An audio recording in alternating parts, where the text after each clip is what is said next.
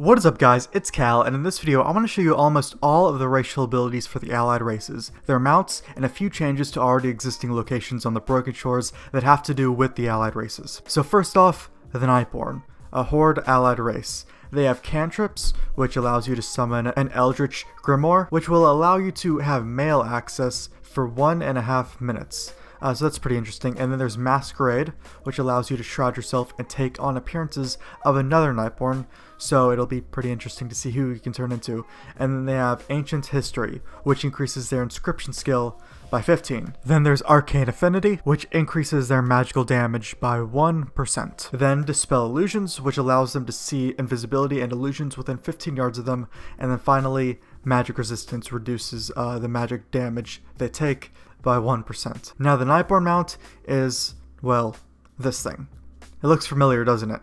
A bit different than the Arcanist's Mana Saber, but no, this is a Nightborn Mana Saber. Also, the leader of the Nightborn is Thalyssra, who we've seen through the Nightborn quest chain. Now there has been some changes to the uninstanced version of Nighthold, so we're going to take a look at that right now. So flying up here, it kind of just looks the same, but then as soon as you fly over the entrance gates, you'll see that all of the Nightborn around are friendly to you.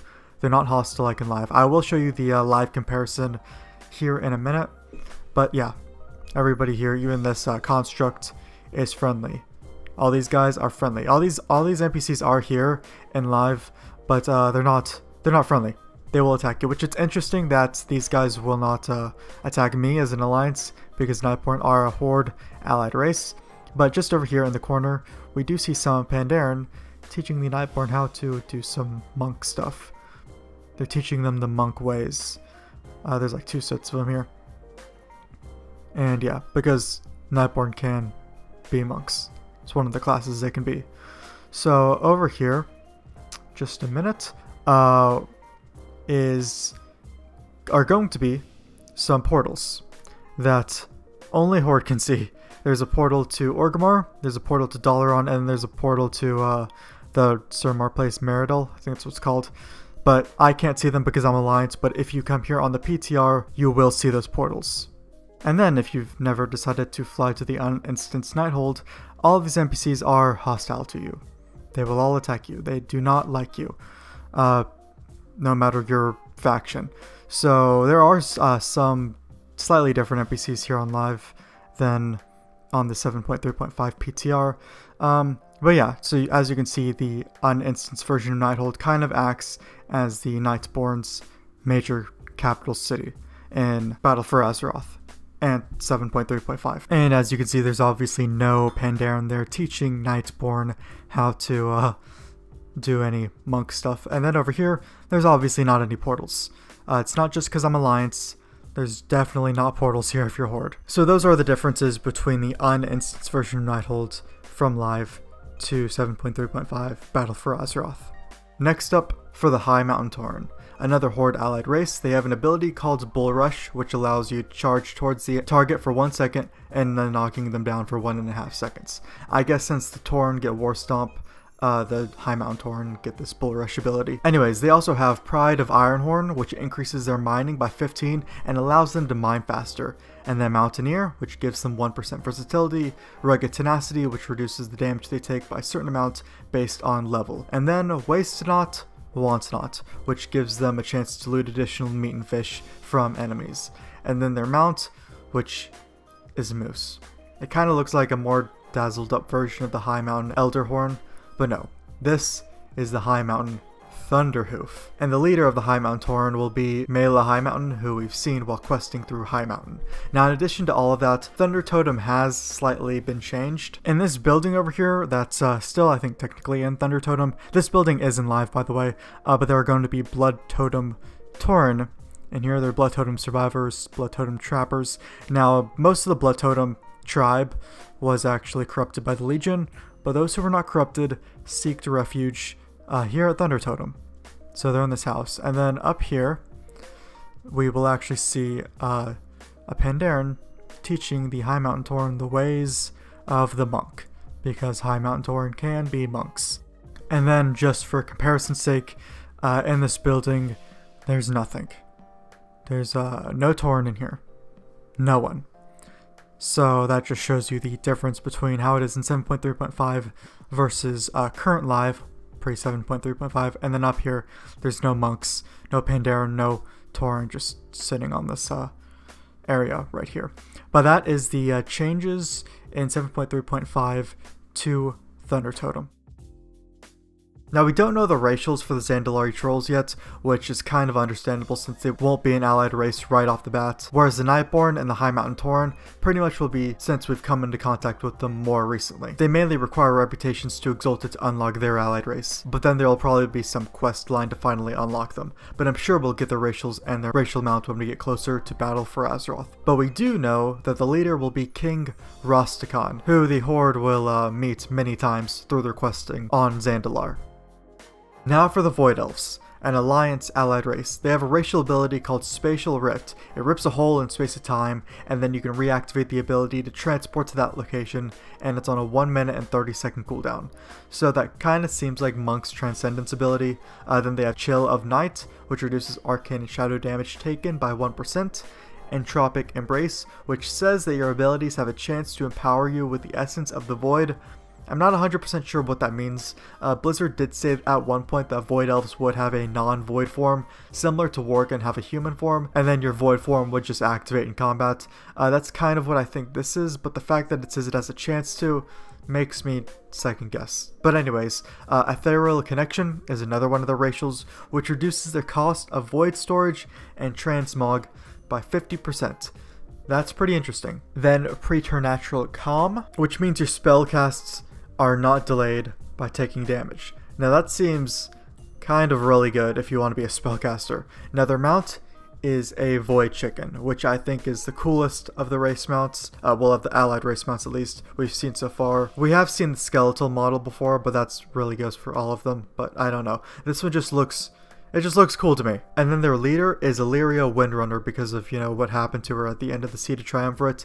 She teaches some elves void magic, and boom. Void Elves.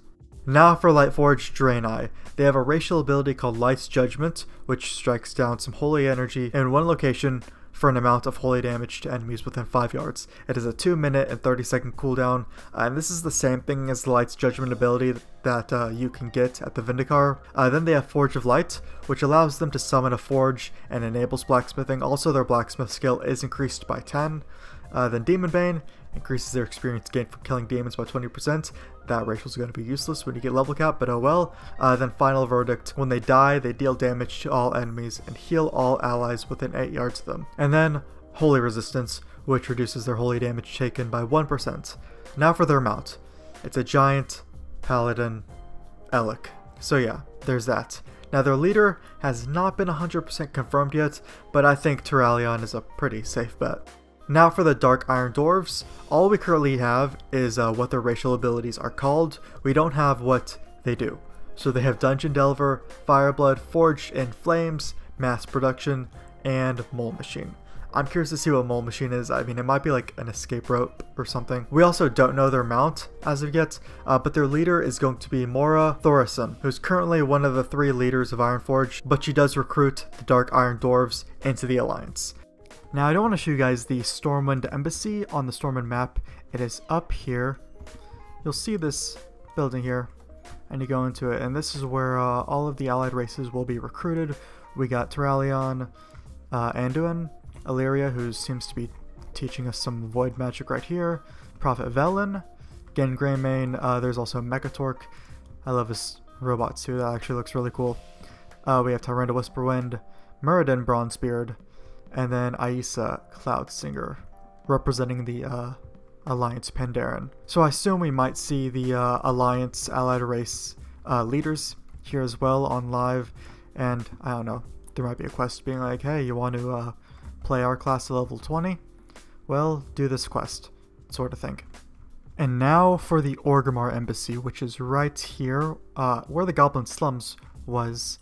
In Orgrimmar, they just smack this building right dab on the Goblin Slums. Now, this is just the little area that the Goblins have to work with. But entering the embassy here, we see all the Horde leaders. We have Lady Liadrin right here, Blood Knight Matriarch. We have Sarfang. Look at Sarfang's model. He looks pretty cool. We have Lady Sylvanas Windrunner, War Chief obviously, and Gallywix's model is an interesting model. Definitely a unique goblin model right there. And then Bane Bloodhoof, obviously. Leader of the Torn. We have Rokan right here. And then let's see, we have Lord Thamar, who's just chilling in the corner, kind of being a reject. Anyways, we have Nathanos Blightcaller. His model's actually pretty cool. You can't really see him because he's kneeling, but yeah. We have Eitrig right here. And then G Firepaw representing the Horde Pandaren. And he's just, seems like he's meditating. And on their table, I'm not really sure what that is. So we have Bane Bloodhoof, put this thing here. This totem, it seems like. And then we have this thing. And that's their attack point, it seems. Now, all these allied races, you do have to do some criteria to unlock them as a playable to you. And I believe the only known ones are High Mountain Tauren, which will require you to be exalted with the High Mountain Tauren. Nightborn, you'll have to be exalted with the Nightfall, and Lightforged Draenei, you'll need to be exalted with the Army of the Light, and then Dark Iron Dwarves, you'll need to be exalted with the Thorium Brotherhood. So most of those are easy, since they're Legion reps. Just do world quests to get their rep up, but you might need to do some extra work for the Thorium Brotherhood. When allied races come out, and that is like 100% confirmed that you do need to be exalted with Thorium Brotherhood, I might make a video on how to do that the easiest way. So make sure you get those reputations to exalted before the expansion comes out. But anyways guys, that's the entire video. If you liked it and it was helpful at all to you, you can leave a like on it, sub to the channel for more videos like this, and I'll see you guys in the next video.